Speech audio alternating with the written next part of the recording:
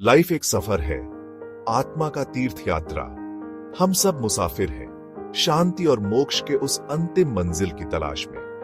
रास्ते अक्सर दुनियावी माया से ढके होते हैं। हम अपनी असली पहचान और दिव्य स्रोत को भूलकर क्षणिक सुखों की खोज में खो जाते हैं। परमपिता, सारी सृष्टि के स्रोत को याद रखना हमारी आध्यात्मिक क्षमता को अनलॉक करने की कुंजी है।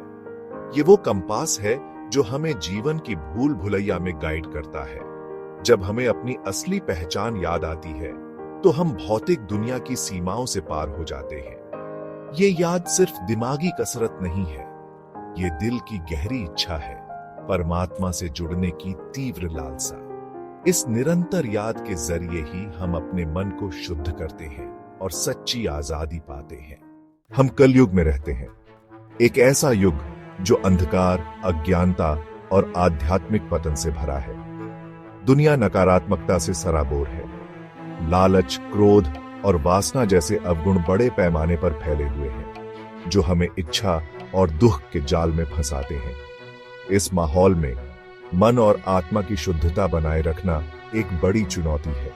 भौतिक दुनिया का खिंचाव मजबूत है और फौरन मिलने वाले सुख का आकर्षण अक्सर स्थायी शांति की खोज पर भारी पड़ता है। कलयुग का स्वभाव ही ऐसा है कि इसमें शुद्ध आत्मा बने रहना लगभग नामुमकिन है। हम पर लगातार अंदर और बाहर से नकारात्मकता की बौछार होती रहती है, लेकिन इसका मतलब ये नहीं कि मोक्ष पाना असंभव है। इसका सीधा सा मतलब है कि रास्ता और भी मुश्किल है और ज्यादा सतर्कता और प्रयास की जरूरत है। ब्रह्मा कुमारियां एक आध्यात्मिक आंदोलन जो व्यक्तिगत परिवर्तन और विश्व नवीनीकरण के लिए समर्पित है, 84 जन्मों के चक्र के बारे में बताता है। यह चक्र कर्म, क्रिया और परिणाम के नियम से प्रेरित होकर विभिन्न प्रकार के अस्तित्व के माध्यम से आत्मा की यात्रा का प्रतिनिधित्व करता है। हम सिर्फ भौतिक प्राणी नहीं हैं, हम विकास की यात्रा पर निकली हुई अनंत आत्माएं हैं। हर जन्म विकास और शुद्धि का अवसर देता है। हमारे द्वारा किए गए चुनाव, हमारे द्वारा की गई क्रियाएं हमारे भविष्य के जन्मों का निर्धारण करती हैं। इस चक्र को समझने से हमें जीवन को व्यापक नजरिए से देखने में मदद मिलती है। यह हमें याद दिलाता है कि हमारी वर्तमान परिस्थितियां स्थायी नहीं हैं और यह कि सच्चा मोक्ष जन्म और मृत्यु के इस चक्र से ऊपर उठने में है। पवित्रता वह नियम है जिस पर सारी आध्यात्मिक प्रगति का निर्माण होता है। यह परमात्मा का अनुभव करने का द्वार है। इस पवित्रता में न केवल शारीरिक स्वच्छता शामिल है, बल्कि इससे भी ज्यादा महत्वपूर्ण है विचार, शब्द और कर्म की पवित्रता। जब हमारा मन नकारात्मकता से घिरा होता है तो वास्तविकता के बारे में हमारी धारणा विकृत हो जाती है। हम दुनिया को उसके असली रूप में अनुभव नहीं कर पाते हैं।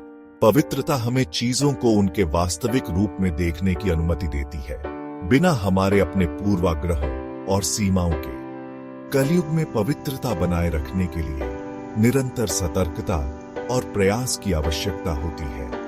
यह आत्मचिंतन, आत्मनियंत्रण और सचेत निर्णय लेने का एक दैनिक अभ्यास है। दुनिया द्वैत का स्थान है, जहां अच्छाई और बुराई, धर्म और अधर्म साथ साथ रहते हैं। हमारा लगातार ऐसे विकल्पों से सामना होता है जो हमारे संकल्प की परीक्षा लेते हैं और धार्मिक जीवन जीने की हमारी प्रतिबद्धता को चुनौती देते हैं। तुरंत मिलने वाले सुख का आकर्षण, शॉर्टकट अपनाने का प्रलोभन, भौतिक संपत्ति की इच्छा, ये सभी आध्यात्मिक पथ पर बाधाएं हैं। इन प्रलोभनों का विरोध करना हमारे आध्यात्मिक विकास के लिए महत्वपूर्ण है। बात अपनी इच्छाओं को दबाने की नहीं है, बल्कि उन्हें सकारात्मक दिशा में लगाने की है। अपने कार्यों को अपने उच्चतम मूल्यों के साथ जोड़कर, धर्म के अनुसार जीकर, हम धीरे धीरे अपने मन को शुद्ध करते हैं और मोक्ष के करीब पहुंचते हैं। भाग 6, मानव से दिव्य तक, आध्यात्मिक ज्ञान की परिवर्तनकारी शक्ति। हम सभी दिव्य प्राणी हैं, परम चेतना की चिंगारियां हैं, लेकिन हम अपने असली स्वरूप को भूल गए हैं। हम अलगाव के भ्रम में उलझ गए हैं, खुद को सीमित, व्यक्तिगत प्राणी मानते हैं। आध्यात्मिक शिक्षा हमें याद दिलाने की प्रक्रिया है कि हम वास्तव में कौन हैं। यह अज्ञानता की उन परतों को हटाने के बारे में है जो हमारी असली पहचान को छिपाती है। ध्यान, आत्मचिंतन और आध्यात्मिक शिक्षाओं के अध्ययन के माध्यम से हम अपनी दिव्य क्षमता के प्रति जागरूक होते हैं। मानव से दिव्य तक का यह परिवर्तन रातों रात होने वाली प्रक्रिया नहीं है। यह एक क्रमिक विकास है, आत्म खोज और आत्म साक्षात्कार की यात्रा है। लेकिन प्रकाश की ओर बढ़ाया गया हर कदम हमें अधिक शांति, आनंद और संतोष का अनुभव कराता है। भाग 7, अपने आध्यात्मिक मार्ग का चार्ट बनाना, आत्मचिंतन और एक डायरी की शक्ति। आध्यात्मिक प्रगति अक्सर सूक्ष्म और क्रमिक होती है। अगर हम ध्यान नहीं दे रहे हैं तो अपनी वृद्धि पर नजर रखना आसान है। यहीं पर आत्मचिंतन और आध्यात्मिक डायरी बनाए रखने का अभ्यास अमूल्य उपकरण बन जाते हैं।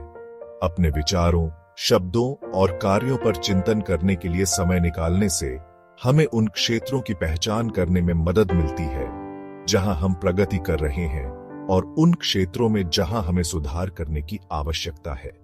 एक डायरी हमारी यात्रा के एक ठोस रिकॉर्ड के रूप में कार्य करती है। अपने आध्यात्मिक अभ्यास का ईमानदारी से मूल्यांकन करके हम अपने मन में बहुमूल्य अंतर्दृष्टि प्राप्त करते हैं और उन पैटर्न की पहचान करते हैं जो हमारी वृद्धि में बाधा डाल रहे हैं। यह आत्म जागरूकता उन सचेत विकल्पों को बनाने के लिए आवश्यक है जो हमारे आध्यात्मिक लक्ष्यों के साथ संरेखित हों। भाग 8, स्मरण और विस्मृति, मुक्ति या बंधन की कुंजी। परमात्मा का स्मरण मुक्ति की कुंजी है। यह वह धागा है जो हमें हमारे असली घर से स्थायी शांति और आनंद की स्थिति से जोड़ता है।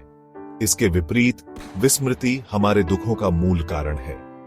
जब हम अपने दिव्य स्वरूप को भूल जाते हैं तो हम अलगाव के भ्रम में खो जाते हैं। हम अपनी सीमित आत्माओं के साथ, अपनी इच्छाओं और विरोधों के साथ पहचान बना लेते हैं और अपने और दूसरों के लिए दुखों के अंतहीन चक्र पैदा करते हैं। निरंतर स्मरण का मतलब मंत्रों को यंत्रवत दोहराना नहीं है। यह निरंतर जागरूकता की स्थिति पैदा करने के बारे में है। परमात्मा के साथ एक गहरा आंतरिक संबंध जो हमारे अस्तित्व के हर पहलू में व्याप्त है। भाग 9, दैनिक जीवन में स्मरण को समाहित करना। आधुनिक साधक के लिए व्यावहारिक तकनीकें। आज की तेज तर्रार दुनिया में निरंतर आध्यात्मिक अभ्यास को बनाए रखना चुनौतीपूर्ण हो सकता है। हालांकि ईमानदारी और नियमितता के साथ उठाए गए छोटे छोटे कदम भी महत्वपूर्ण परिणाम दे सकते हैं। आध्यात्मिक जीवन जीने के लिए हमें दुनिया का त्याग करने की जरूरत नहीं है। अपनी दिनचर्या में सरल अभ्यासों को शामिल करके शुरुआत करें। अपने दिन की शुरुआत कुछ पलों के शांत चिंतन या ध्यान से करें। दिन भर में कुछ सचेत सांसें लें, अपना ध्यान वर्तमान क्षण पर लाएं। अपने कार्यों को परमात्मा की सेवा के रूप में अर्पित करें। हर उस व्यक्ति में परमात्मा को देखें जिससे आपका सामना होता है। दिन भर में छोटे सचेत विकल्प बनाकर आप अपने दैनिक जीवन के ताने बाने में स्मरण के धागे को बुन सकते हैं।